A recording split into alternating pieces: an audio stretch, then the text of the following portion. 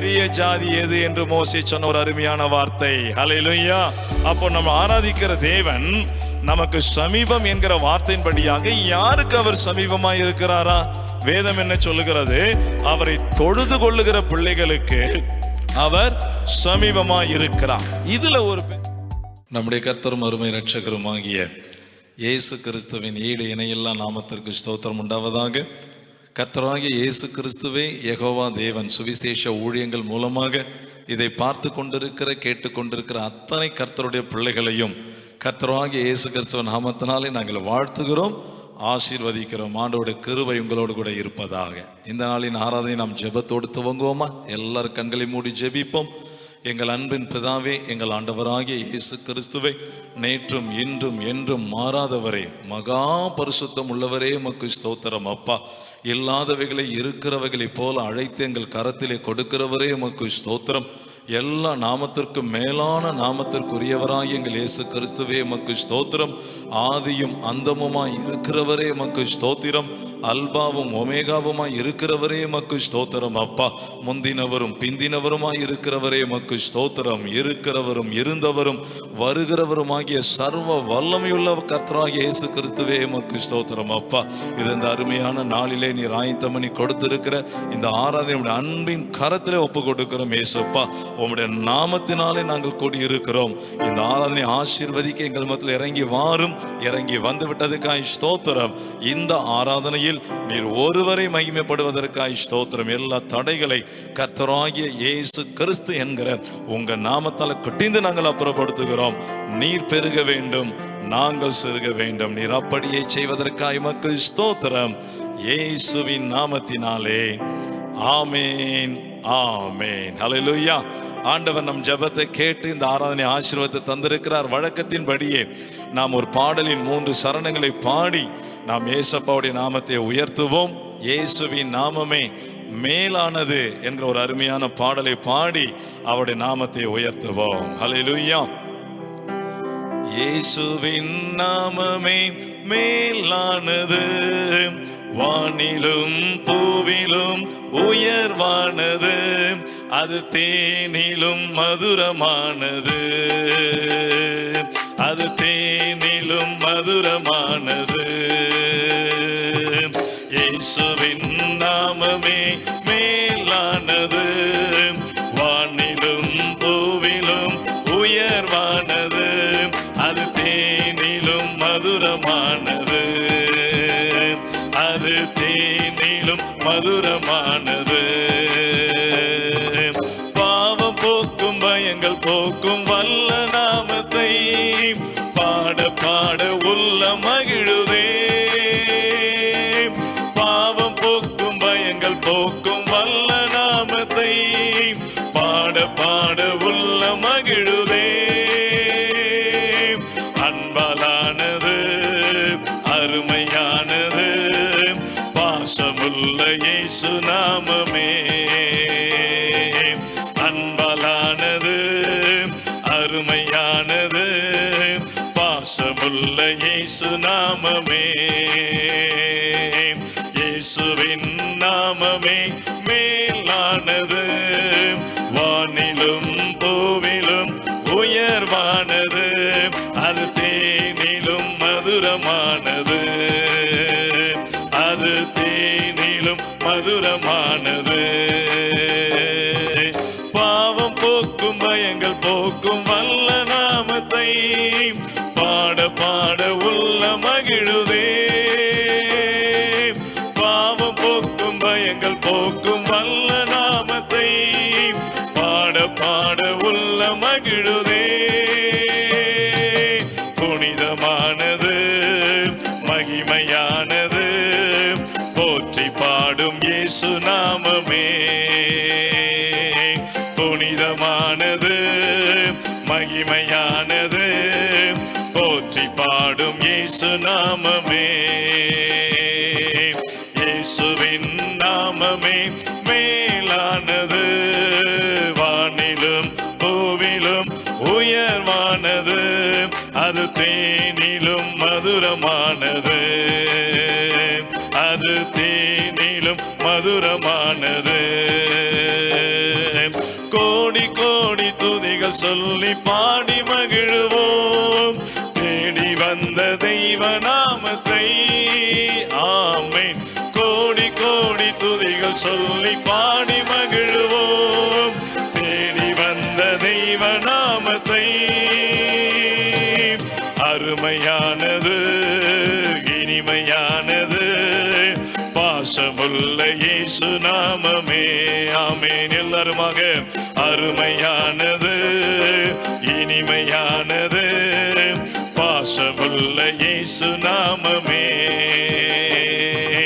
இயேசுவின் நாமமே மேலானது, வானிலும் பூவிலும் உயர்வானது, அது தேனிலும் மதுரமானது. எல்லாரும் சேர்ந்து அது தேனிலும் மதுரமானது. ஆமென். எல்லாருமாக அது தேனிலும் மதுரமானது, அது தேனிலும் மதுரமானது. ஆமென். அல்லேலூயா. எல்லா நாமத்திற்கும் மேலான நாமம் கர்த்தராகிய இயேசு கிறிஸ்து என்கிற நாமம் என்று வேதத்தில் வாசிக்கிறோம். The name above all names, Jesus Christ. Hallelujah. அந்த உன்னத நாமத்தை தொழுது கொள்ள நம்முடைய எல்லா கண்ணீர்கள் துடைக்கப்படும், நம்முடைய வேதனைகள் மாற்றப்படும், நம்முடைய எல்லா போராட்டத்திலிருந்து விடுதலை கர்த்தர் கொடுப்பார், வியாதியிலிருந்து விடுதலை கொடுப்பார், கடன் பிரச்சனையிலிருந்து விடுதலை கொடுப்பார், பிசாசின் கட்டுகளிலிருந்து விடுதலை கொடுப்பார். அவ்வளவு வல்லமையுள்ள நாமம் கர்த்தராகிய இயேசு கிறிஸ்து என்கிற நாமம். அந்த பரிசுத்த நாமத்தை ஆவியோடு உண்மையோடு நாம் சிறிது நேரம் தொழுது கொள்ளுவோம். ஸ்தோத்திர பலிகளை செலுத்தி அந்த உன்னத நாமத்தை நாம் உயர்த்துவோம். ஏசப்பாவே சொல்லியிருக்கிறார் சங்கீதம் 50:23 ஸ்தோத்திர பலியிடுகிறவன் என்னை மகிமைப்படுத்துகிறான் என்று சொல்லியிருக்கிறபடியினாலே ஏசப்பாவுடைய பரிசுத்த நாமத்தை எல்லா பிள்ளைகளும் இருந்த இடத்திலேயே ஸ்தோத்திர பலிகளை செலுத்தி மகிமைப்படுத்துவீர்களா? என்னை மகிமைப்படுத்துகிறவர்கள் எவர்களும் அவர்களை நானும் மகிமைப்படுத்துவேன். என்னை கனம் பண்ணுகிறவர்கள் எவர்களும் அவர்களை நானும் கனம் பண்ணுவேன் என்று கர்த்தர் வாக்கு கொடுத்திருக்கிறபடியினாலே ஆம் ஏசப்பாவை உயர்த்துவோமாக. கன்மலையை உயர்த்துவோம், கோட்டையை உயர்த்துவோம், துருகத்தை உயர்த்துவோம், எல்லாவற்றுக்கும் எல்லாமுமாய் இருக்கிற ஏசப்பாவுடைய நாமத்தை உயர்த்துவோம். பிசாசுகளும் விசுவாசித்து நடுங்குகின்ற நாமத்தை உயர்த்துவோம். நம்முடைய நித்திய பிதாவாம் ஏசப்பாவை உயர்த்துவோம். சாந்தமும் மனத்தாழ்மையும் உள்ளவராம் ஏசப்பாவை உயர்த்துவோம். ஏசப்பா நீங்க வாழ்க, சமாதானத்தை தருகிற தெய்வமே நீர் வாழ்க, சாந்த மன சாந்தத்தை தருகிற தெய்வமே நீர் வாழ்க. பொன் வெள்ளி புகழ் பொருள் எல்லாம் நீங்க தான் ஏசப்பா. எங்க உள்ளில் ஆடு ஏக நாமம் நீங்க தான் ஏசப்பா. நீங்க வாழ்க. ஹல்லேலூயா, ஹல்லேலூயா, ஹல்லேலூயா. சமாதானம் நல்கும் நாமம் இயேசு நாமமே. சமாதானம் நல்கும் நாமம் இயேசு நாமமே. மனசாந்தி தரும் இனிய நாமம் இயேசு நாமமே. மனசாந்தி தரும் இனிய நாமம் இயேசு நாமமே.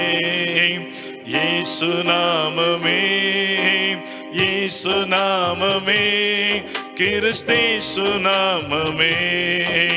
இயேசு நாமமே, இயேசு நாமமே, கிறிஸ்தேசு நாமமே. சமாதானம் நல்கும் நாமம் இயேசு நாம. ஆமென்.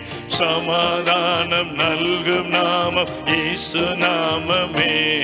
மனசாந்தி தரும் இனிய நாமம் இயேசு நாமமே. மனசாந்தி தரும் இனிய நாமம் இயேசு. இயேசு நாமத்தை உயர்த்துவோம். இயேசு நாமமே, இயேசு நாமமே, கிறிஸ்தேசு நாம. ஆமென். இயேசு இயேசப்பாவுடைய நாமத்தை உயர்த்தும் போதே விடுதலை, வல்லமை, பொன்னும் வெள்ளி புகழ் புகழ் பொருளும் இயேசு நாமமே. பொன்னும் வெள்ளி புகழ் பொருளும் இயேசு நாமமே. என் உள்ளில் ஆடும் ஏக நாமம் இயேசு நாமமே. என் உள்ளில் ஆடும் ஏக நாமம் இயேசு நாமமே. உயர்த்துவோம். இயேசு நாமமே, இயேசு நாமமே, கிறிஸ்தேசு அந்த உன்னத நாமத்தை உயர்த்துவோம். இயேசு நாமமே, இயேசு நாமமே, கிறிஸ்தேசு நாமமே. இயேசு நாமமே, இயேசு நாமமே, கிறிஸ்தேசு நாம. எல்லாரும் சேர்ந்து இயேசு நாமமே, இயேசு கிறிஸ்தேசு நாமமே. சமாதானம் நல்கும் நாமம் இயேசு நாமமே. ஏசப்பா, உங்க பரிசுத்த நாமத்தை உயர்த்தும் பொழுதே எங்க பிள்ளைகளுடைய வீட்டில் இறங்கி வாங்கப்பா. உங்க சமாதானத்தை கொடுக்க இறங்கி வாங்கப்பா. எங்க பிள்ளைகளுடைய போராட்டத்தை மாட்ட இறங்கி வாங்கப்பா. கண்ணீரை துடைக்க ஏசப்பா ஒவ்வொரு வீட்டிலும் இறங்கி வருவீராக.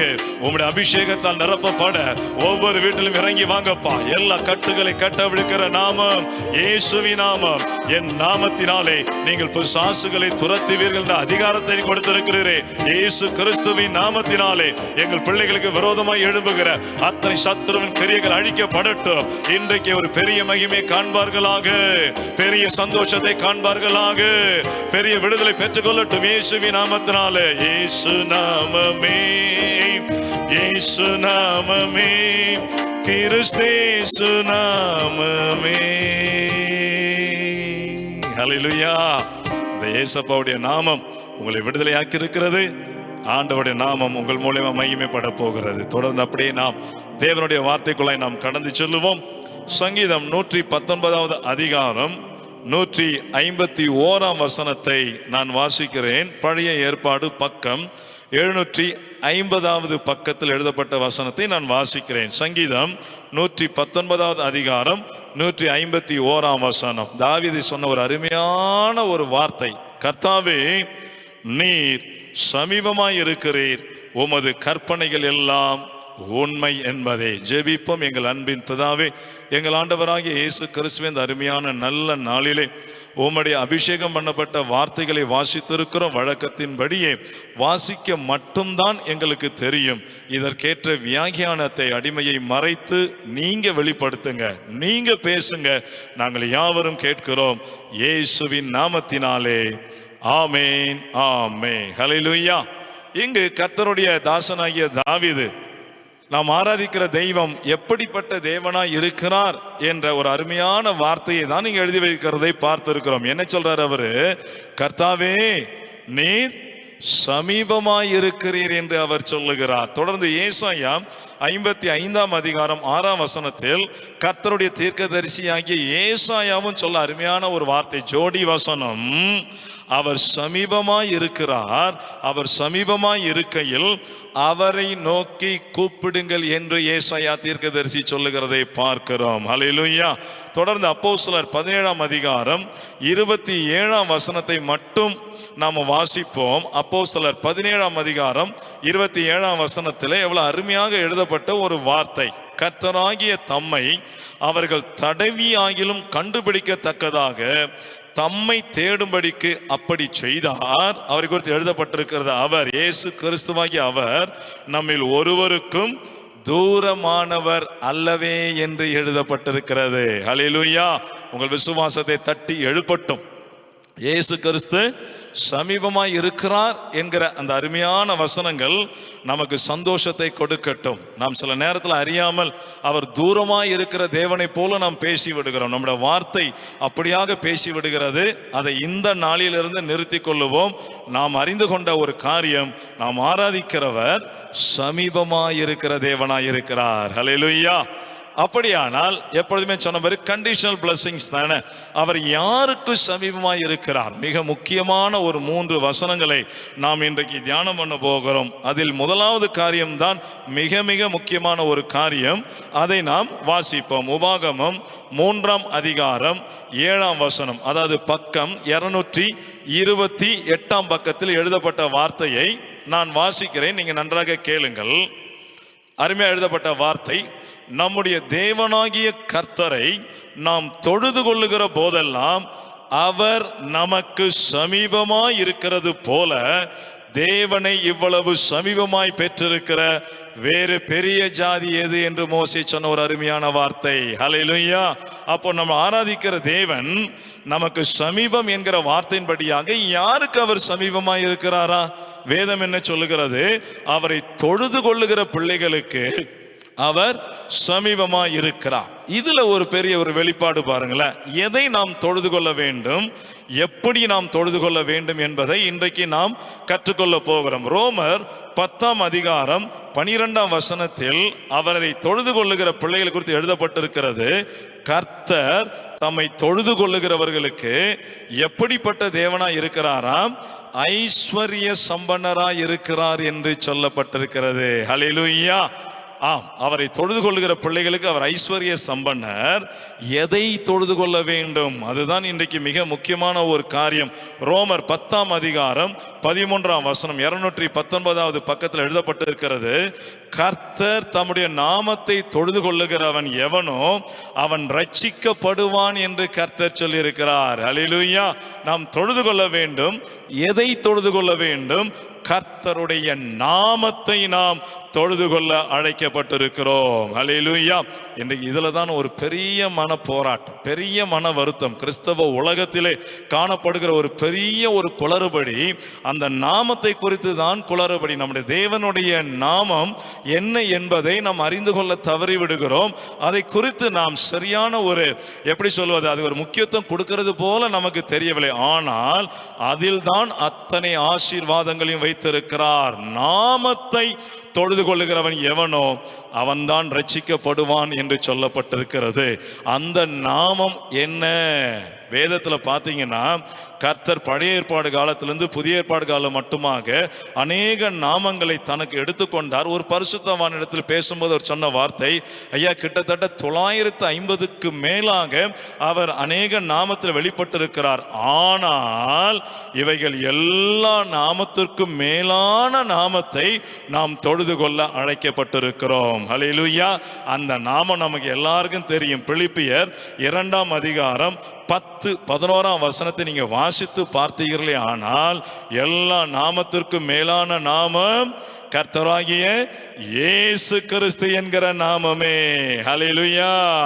எபேசியர் 3ஆம் அதிகாரம் 14-15 நீங்கள் எடுத்து வாசித்து பார்த்தீங்கன்னா பரலோகத்துக்கும் சரி பூலோகத்திற்கும் சரி பூமியின் கீழான யாவருக்கும் கொடுக்கப்பட்ட ஒரே நாமம் கர்த்தராகிய இயேசு கிறிஸ்துவின் நாமம். அந்த இயேசு நாமத்தில் தான் நாம் முழங்கால் படியிடப்பட வேண்டும் என்று பிலிப்பியரில் சொல்லப்பட்ட ஒரு அருமையான வார்த்தை. அன்பு தேவ பிள்ளைகளே, இங்குதான் இன்னைக்கு ஒரு பெரிய ஒரு குழப்பத்தை நாம் பார்க்கிறோம். எல்லா நாமத்திற்கும் மேலான நாமம் கர்த்தராகிய இயேசு கிறிஸ்து என்கிற நாமம் என்று சொல்லப்பட்டிருக்கிறது. ஹல்லேலூயா. அந்த நாமத்தை தொழுது கொள்ளுகிறவர்கள் எந்த இடத்துல கூடுறாங்களோ அந்த இடத்துல அவர் சமீபமாய் இருக்கிறார் என்று சொல்லி இருக்கிறார். ஹல்லேலூயா. ஆகியால் தான் அவர் மாம்சத்தில் இயேசுவாக வெளிப்பட்டு மத்தேயுல சொன்ன ஒரு அருமையான வார்த்தை, என் நாமத்தினாலே 2 அல்லது 3 பேர் எங்கே கூடி இருக்கிறார்களோ அவர்கள் நடுவிலே நான் இருக்கிறேன் என்று கர்த்தர் வாக்கு கொடுத்திருக்கிறார். ஹல்லேலூயா. இயேசுவோட நாமத்தினால் கூடும் பொழுதுதான் அவர் நமக்கு சமீபமாய் இருக்கிறார். அவருடைய மற்ற பட்ட பெயர்களில் நாம் கூடும் பொழுது கர்த்தர் சமீபமாய் இருக்க நமக்கு வாய்ப்பே கிடையாது. என் அன்பு தேவ பிள்ளைகளே, கடைசி கால சத்தியத்தை அறிந்து கொள்ளுங்க, மறைக்கப்பட்ட சத்தியங்களை அறிந்து கொள்ளுங்க, வேதத்தை நீங்க அதிகமாக தியானம் பண்ண ஒப்பு கொடுங்க. தொடர்ந்து கொலேசியர் 3ஆம் அதிகாரம் 17ஆம் வசனத்தில் சொல்லப்பட்ட வார்த்தையினாலாவது கிரியையினாலாவது நீங்கள் எதை செய்தாலும் அதை எல்லாவற்றையும் கர்த்தராகிய இயேசு கிறிஸ்துவின் நாமத்தினாலே செய்ய வேண்டும் என்று கட்டளை கொடுக்கப்பட்டிருக்கிறது. அப்ப ஆராதனை இயேசு கிறிஸ்துவின் நாமத்தினாலே, ஜெபம் இயேசு கிறிஸ்துவின் நாமத்தினாலே, மற்ற எந்த எந்த காரியமும் இயேசு கிறிஸ்துவின் நாமத்திலே நாம் ஏறெடுக்கும் பொழுது அவர் நமக்கு சமீபமாய் இருக்கிறார். ஹல்லேலூயா. கர்த்தருடைய நாமத்தை தொழுது கொள்ள வேண்டும். அந்த நாமத்தையும் எப்படி தொழுது கொள்ள வேண்டும் என்று வேதம் சொல்லுகிறது. 1 பேதுரு 1:17 தயவு செய்து குறித்துக் கொள்ளுங்க. மிக முக்கியமான வார்த்தை, எழுதப்பட்டிருக்கிற வார்த்தை என்ன? அன்றியும் அவனவனுடைய கிரியையின்படி பட்சம் வாதம் இல்லாமல் நியாயம் தீர்க்கிறவரை நீங்கள் நித்திய பிதாவாக தொழுது கொண்டு வருகிறபடியால் நான் உங்களுக்கு எழுதுகிறேன். ஹல்லேலூயா. இயேசுவுடைய பரிசுத்த நாமத்தை நாம் எப்படி தொழுது கொள்ள வேண்டுமாம்? நித்திய பிதாவாக. நமக்கு கொடுக்கப்பட்ட ஒரே நித்திய பிதா நம்முடைய ஆண்டவராகிய இயேசு கிறிஸ்துவே. ஹல்லேலூயா. அப்போ அந்த பரிசுத்த நாமத்தை நித்திய பிதாவாக தொழுது கொள்ளும் போது அவர் நமக்கு சமீபமாக இருக்கிறார். ஹல்லேலூயா. இன்றைக்கு அந்த நாமத்தை நித்திய பிதாவாக தொழுது கொள்ளாத ஒரு காரியங்களை பார்க்கும் பொழுது மிகுந்த ஒரு மனவேதனையை நாம் பார்க்க முடியும். அந்த நாமம் எல்லா நாமத்திற்கு மேலான நாமம். அவர் பழைய ஏற்பாடு காலத்தில் எத்தனையோ நாமத்தில் வெளிப்பட்டார். யெகோவா நிசி, நாங்க யெகோவா ஷாሎም, அப்புறம் யெகோவா ரூவா, எப்படியோ எத்தனையோ நாமம். கர்த்தர், யெகோவா, கிறிஸ்து, எத்தனையோ நாமங்கள் இருக்கிறது. அவை எல்லா நாமத்திற்கு மேலான நாமம் கர்த்தராகிய இயேசு கிறிஸ்து. அவர் பிதா என்கிற நாமம் பட்ட பெயர் கொடுக்கப்பட்டிருக்கு. குமார் என்பது பட்ட பெயர், பரிசுத்தாவி என்பது பட்ட பெயர். அந்த நாமத்தில் தொழுது கொள்ளும் போது அவர் நம்ம சமீபமாக இருக்க வாய்ப்பில்லை. அவருடைய நாமமாகிய எல்லா நாமத்திற்கு மேலான நாமமாகிய கர்த்தராகிய இயேசு கிறிஸ்து நாமத்தினாலே கூடும்போது அவர் நமக்கு சமீபமாக இருக்கிறார். ஹல்லேலூயா. இரண்டாவது, அவர் எப்படி தொழுது கொள்ள வேண்டும்? யோவான் 4:24 நமக்கு நல்லா தெரியும். தேவன் ஆவியாய் இருக்கிறார்.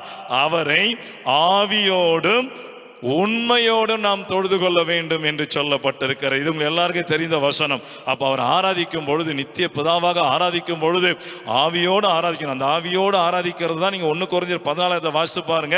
அந்நிய பாஷையோடு ஆராதிக்க நாம் அழைக்கப்பட்டிருக்கிறோம். கருத்தோடும் நாம் ஆராதிக்க அழைக்கப்பட்டிருக்கிறோம். ஹல்லேலூயா. என் அன்பு தேவ பிள்ளைகளே, முதல் பாயிண்ட், நம்முடைய தேவனாகிய கர்த்தரை நாம் தொழுது கொள்ளணும். எப்படி? அவருடைய நாமத்தில். அந்த நாமம் கர்த்தராகிய இயேசு கிறிஸ்துவின் நாமம். அதை நித்திய பிதாவாக நாம் தொழுது கொள்ளும் போது அவர் நமக்கு சமீபமாய் இருக்கிறார். ஹல்லேலூயா. இரண்டாவதாக, கர்த்தாவே நீர் சமீபமாய் இருக்கிறீர் என்கிற வசனத்தின்படியாக யாருக்கு அவர் சமீபம்? சங்கீதம் 145 18 இந்த வசனம் எல்லாம் நமக்கு பிரத்யட்சமான வசனம். அடிக்கடியாக நம்முடைய ஜெபத்திலே உபயோகப்படுத்தக்கூடிய ஒரு அருமையான வார்த்தை, நமக்கு தெரிந்த வார்த்தை. தம்மை நோக்கி கூப்பிடுகிற யாவருக்கும், இங்க பாருங்க, உண்மையாய் தம்மை நோக்கி கூப்பிடுகிற யாவருக்கும் கர்த்தர் சமீபமாய் இருக்கிறார். இங்க 2 வகையா அவர் பிரிக்கிறார். இதனுடைய ஆழத்தை நாம் அறிந்து கொள்வோம். இது கேட்ட ஒரு சம்பவம் மத்தேயு 20:29 34 மட்டுமாக நீங்கள் வீட்டில் எடுத்து வாசித்து பாருங்க. கர்த்தர் அந்த வழியாக வருகிறார். அப்பொழுது 2 குருடர்கள் இயேசு கிறிஸ்து வருகிறார் என்கிற செய்தியை கேட்டு அவரை நோக்கி கூப்பிடுகிறார். ஆண்டவரே, தாவீதின் குமாரனே, எனக்கு இறங்கும் என்று அவர்கள் கூப்பிட்டார்கள். வசனம் என்ன? தம்மை நோக்கி கூப்பிடுகிற யாவருக்கும். ஆனால் அடுத்தது, உண்மையாய் தம்மை நோக்கி கூப்பிடுகிற யாவருக்கும் தான் கர்த்தர் சமீபம். அங்க சொல்லப்பட்ட அருமையான சம்பவம். இவர்கள் கூப்பிடுகிறார்கள். கூப்பிட்ட போது ஏசப்பா அங்க சமீபமாய் வரவில்லை. நல்ல தியானம் பண்ணி பாருங்க. ரெண்டாவது, அவங்க கூப்பிட்ட போது ஜனங்கள் எல்லாரும் அதட்டினார்கள். இது எதற்கு அடையாளம்? நாம கூப்பிடுறோம், ஒரு குறிப்புக்காக ஜெபம் பண்ணுகிறோம். அது நடக்கவில்லை என்றால் நாம் சோர்ந்து போய்விடக் கூடாது. ஒன்று. ரெண்டாவது, எக்ஸ்டர்னல் ஃபோர்ஸ். இயேசுவை கூப்பிடும் பொழுது நீ அப்படி ஜெபம் பண்ணி என்ன பிரயோஜனம், அப்படி என்ன பிரயோஜனம், இயேசு கூப்பிட்டு என்ன பிரயோஜனம், தடையெல்லாம் வரும். ஆனால் சத்தியத்தை அறிந்து கொள்ளுங்க. உண்மையாய் தம்மை நோக்கி கூப்பிடுகிற காரியத்தை அடுத்த வசனத்துல சொல்றாங்க. இவங்க தடை செய்யறாங்க. ஆனால் அந்த 2 குருடர்கள் செய்த காரியம் என்னவென்று சொன்னால், முன்பு கூப்பிட்டதை காட்டிலும் அதிக சத்தமாய், ஆண்டவரே, தாவீதின் குமாரனே, இயேசுவே, எனக்கு இறங்கும் என்று அதிகமாய் கூப்பிட்டார்கள். வேதம் சொல்லுகிறது, இயேசு கிறிஸ்து கிறிஸ்து நின்றார், அவர்கள் அருகிலே சென்றார். ஹல்லேலூயா. வசனம் என்ன சொல்லுகிறது? தம்மை நோக்கி கூப்பிடுகிற யாவருக்கும், உண்மையாய் தம்மை நோக்கி கூப்பிடுகிற யாவருக்கும் இயேசு கிறிஸ்து சமீபமாய் இருக்கிறார் என்கிற வார்த்தையின்படியாக அந்த இரண்டு குருடர்கள் சத்தத்தை உயர்த்தி கூப்பிட்டார்கள். இயேசப்பா நின்றார், அருகிலே வந்தார். அவர்களை பார்த்து, நான் உங்களுக்கு என்ன செய்ய வேண்டும் என்று கேட்டார். அவர்கள் சொன்னார்கள், ஆண்டவரே நாங்கள் பார்வை அடைய வேண்டும் என்று கேட்டார்கள். உடனடியாக அவர்களுக்கு பார்வை கொடுக்கப்பட்டது. அவர்கள் இயேசுவுக்கு பின் சென்றார்கள் என்று எழுதப்பட்டிருக்கிறது. அன்பு தேவ பிள்ளைகளே, இதுவரைக்கும் நாம் கூப்பிட்டோம், நம் பதிலுக்கு ஜெபத்திற்கு பதில் கிடைக்கவில்லை என்று நீங்கள் நினைத்து விட்டிருக்கலாம். இல்லை, இயேசுப்பா எனக்கு கூப்பிட்டு அவர் பதில் கொடுக்கவில்லையே என்று நீங்கள் அங்கலாய்த்து இருக்கலாம். ஆனால் இன்றைக்கு சத்தியத்தை அறிந்து கொள்ளுங்க. நீங்க உங்க ஜெபத்தை இன்னும் அதிகமாய் மாற்றும் போது கர்த்தர் உங்கள் விண்ணப்பங்களுக்கு பதில் கொடுப்பார். உங்கள் கட்டுகள் கட்டவிழ்க்கப்படும், உங்கள் தேவைகள் சந்திக்கப்படும். ஏனென்றால் நீங்கள் அதிகமாய் கூப்பிடும் பொழுது இயேசு கிறிஸ்து உங்களுக்கு சமீபமாய் வருவார், உங்கள் விண்ணப்பங்களுக்கு பதில் கொடுப்பார், உங்கள் கண்ணீரை துடைத்து உங்களை ஆசீர்வதிப்பார். ஹல்லேலூயா. கடைசியாக, கர்த்தாவே நீர் சமீபமாய் இருக்கிறீர் என்கிற வசனத்தின்படி யாருக்கு அவர் சமீபமாய் இருக்கிறார்? பிலிப்பியர் 4ஆம் அதிகாரம் 5ஆம் வசனத்தை நாம் எடுத்து வாசிப்போம். ஒரு அருமையான வார்த்தை, எல்லாருக்குமே தெரிந்த ஒரு வார்த்தை தான். பிலிப்பியர் 4ஆம் அதிகாரம் 5ஆம் வசனத்தை வாசிக்கிறோம் பாருங்க. உங்கள் சாந்த குணம் எல்லா மனுஷருக்கும் தெரிந்திருப்பதாக கர்த்தர் சமீபமாயிருக்கிறார். ஹல்லேலூயா. யாருக்கு அவர் சமீபமாயிருப்பாராம்? கடைசியாக, யார் சாந்த குணமாய் இருக்கிறார்களோ, யார் சாந்தத்தை வெளிப்படுத்துகிறார்களோ அவர்களுக்கு தான் அவர் சமீபமாய் இருப்பார். அதற்கு மாறாக நாம் கோபமான குணத்தை வெளிப்படுத்தும் போது, நம்முடைய எரிச்சலை வெளிப்படுத்தும் போது, நம்முடைய உக்கிரத்தை வெளிப்படுத்தும் போது இயேசுப்பா எங்க இருப்பாரா? தூரமாயிருப்பார் என்று வேதம் சொல்லுகிறது. ஹல்லேலூயா. என் அன்பு பிள்ளைகளே, நீங்க எந்த குணத்தை வெளிப்படுத்துறீங்க? நீங்க எந்த குணத்தை வெளிப்படுத்துறீங்க? நீங்க சாந்த குணத்தை வெளிப்படுத்துறீங்களா, இல்ல உங்கள் எரிச்சலான குணத்தை வெளிப்படுத்துகிறீங்களா, உங்க கோபமான குணத்தை வெளிப்படுத்துகிறீங்களா, உங்க உக்கிர கோபத்தை வெளிப்படுத்துகிறீங்களா? இன்றைக்கே நீங்க பார்த்து கொள்ளுங்க. ஏசப்பா சமீபமா இருக்க வேண்டுமானால் சாந்தமா இருக்க நீங்களும் நான் அழைக்கப்பட்டிருக்கிறோம். அவர் சொன்னாரே மத்தேயிலே, நான் சாந்தமும் மனத்தாழ்மையும் உள்ளவராய் இருக்கிறேன், என்னிடத்தில் வந்து கற்றுக்கொள்ளுங்கள் என்று சொன்னாரே. நாம் ஏசப்பாவிடத்தில் கற்றுக்கொள்ள அர்ப்பணிப்போம். ஆம், இதற்கு அடையாளமாக கொடுக்கப்பட்ட மனிதன் தான் மோசே. என்னாகமம் 12ஆம் அதிகாரம் 3ஆம் வசனம். நமக்கு நல்லா தெரியும், மோசேவை குறித்து ஒரு மனுஷன் சாட்சி கொடுக்கவில்லை, அவங்க குடும்பத்தார் சாட்சி கொடுக்கவில்லை, அவங்க அண்ணன், அவங்க அக்கா, அவங்க குடும்பத்தார் மற்றுமாக மனைவி, வேற யாரும் சாட்சி கொடுக்கவில்லை. மாறாக யார் சாட்சி கொடுத்தார்? வானத்தையும் படைத்த கர்த்தராகிய இயேசு கிறிஸ்து அவனை குறித்து சாட்சி கொடுக்கிறார். நான் வாசிக்கிறேன். மோசே ஆனவன் பூமியில் உள்ள சகல மனிதரிலும் மிகுந்த சாந்த குணம் உள்ளவனாயிருந்தான். ஹல்லேலூயா. அவன் முன்பு கோபக்காரன், அப்பொழுது அவனை ஊழியத்தில் எடுத்து உபயோகப்படுத்த முடியல. அவன் சாந்த குணமாய் இருந்த போதுதான் கர்த்தர் அவனை எடுத்து உபயோகப்படுத்த முடிந்தது. என் அன்பு தேவ பிள்ளைகளே, உங்க ஆசீர்வாதம் தடைக்கு இது பெரிய காரணமா இருக்கலாம். இதுவரைக்கும் நீங்க அறியாமல் இருக்கலாம், ஏன் எனக்கு ஆசீர்வாதம் தடைபடுகிறது என்று உங்களுக்கு ஒரு கேள்வி இருக்கலாம். இன்றைக்கு அது உங்களுக்கு பதிலாய் அமையலாம். உங்க கோப குணம் உங்கள் ஆசீர்வாதத்தை தடை செய்யலாம். ஏனென்றால் கோபப்படுகிறவர்களுக்கு கர்த்தர் தூரமாய் இருப்பார், சாந்த குணமுள்ளவர்களுக்கு கர்த்தர் சமீபமாய் இருப்பார். மோசேயோடு கூட இருந்து அவனை கொண்டு இயற்கைக்கு அப்பாற்பட்ட அற்புதங்களை செய்தது போல உங்களை கொண்டு இனியும் ஒப்பு கொடுக்கிற வேளையிலே கர்த்தர் உங்களை கொண்டு பலத்த கிரியைகளை செய்வார். உங்க சாந்த குணத்துக்கு ஒப்பு கொடுங்க, நிச்சயம் கர்த்தர் உங்களிலே மகிமைப்படுவார். ஹல்லேலூயா. கர்த்தாவே நீர் சமீபமாய் இருக்கிறீர். யாருக்கு? அவருடைய நாமத்தை தொழுது கொள்ளுகிறவர்களுக்கு. கர்த்தாவே நீர் சமீபமாய் இருக்கிறீர். யாருக்கு? அதிகமாய் ஜெபத்தை ஏறெடுக்கிறவர்களுக்கு. கடைசியாக நாம் சாந்த குணத்தை வெளிப்படுத்தும் பொழுது இயேசு கிறிஸ்து நமக்கு சமீபமாய் இருக்கிறார். வல்லமையான காரியங்களை செய்வார். இதுவரை தடைப்பட்ட காரியங்களை செய்து உங்களிலே மகிமைப்படுவார் என்பதில் எந்த சந்தேகமும் இல்லை. ஹல்லேலூயா. ஜெபி ஜெபிப்போமா? எங்கள் அன்பின் பிதாவே, எங்கள் ஆண்டவராகிய இயேசு கிறிஸ்துவே, நீர் அருமையாக எங்களோடு பேசின ஜீவனுள்ள வார்த்தைக்காய் நன்றி. நீர் சமீபமாய் இருக்கிற தேவன் ஐயா. நாங்கள் தவறாய் நினைத்துக் கொள்கிறோம், அவர் தூரமாய் இருக்கிறார் என்று நாங்கள் தவறாய் நினைத்துக் கொண்டு உம்மை வேதனைப்படுத்துகிறது போல பேசியிருக்கலாம். எல்லாவற்றையும் மன்னிங்க இயேசுப்பா. இன்றைக்கு யாருக்கு சமீபமாய் இருப்பீர் என்று ஒரு 3 வேத வசனங்களை கொடுத்து எங்களோடு கூட பேசினீரே, அந்த வார்த்தையின்படி வாழ எங்களுக்கு கிருபை செய்யும், எங்களை ஆசீர்வதியும், உம்முடைய நாமத்தை மகிமைப்படுத்தும். நீர் எங்களுக்கு சமீபமாய் இருந்து இயற்கை அப்பாற்பட்டவைகளை செய்து எங்கள் ஆசீர்வதியும், உங்கள் நாமத்தை மகிமைப்படுத்தும். நீர் அப்படியே செய்வதற்காக உமக்கு ஸ்தோத்திரம். இயேசு கிறிஸ்து என்கிற உங்க நாமத்தில் இவைகளை கேட்கிறோம் ஏசையா. ஆமேன், ஆமேன். ஆத்துமாவே கர்த்தரை ஸ்தோத்தரி, என் முழு உள்ளமையுடைய பரிசுத்த நாமத்தை ஸ்தோத்தரி. என் ஆத்துமாவே கர்த்தரை ஸ்தோத்தரி, கர்த்தர் செய்த சகல உபகாரங்களையும் மறவாதே. ஆமேன், ஆமேன். God bless you.